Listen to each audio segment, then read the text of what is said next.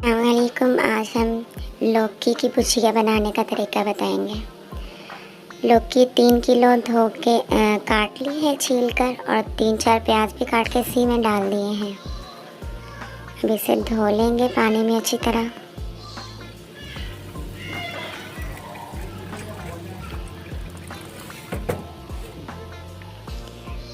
धोने के बाद इसे हमने प्रेशर में डाल दिया लौकी को और प्याज को, और चिकन 1 पाव लिया है बोनलेस, वो भी हमने इसमें डाल दिया है। और टमाटर, हरी मिर्चें बारीक बारीक काट के 4 अदद टमाटर, 5-6 हरी मिर्चें डाल देंगे।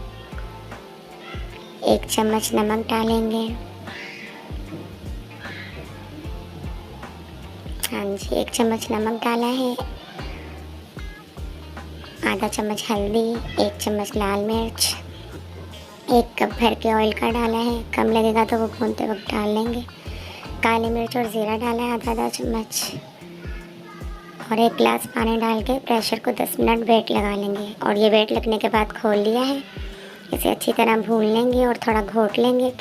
बोटियों को भी अच्छी तरह मैश कर लेंगे और लौकी को भी। तो ये लौकी की भुजिया ज़बरदस्त बनकर तैयार हो गई है। गरम गरम रोटियों के साथ खाने में बहुत मज़ा आता है।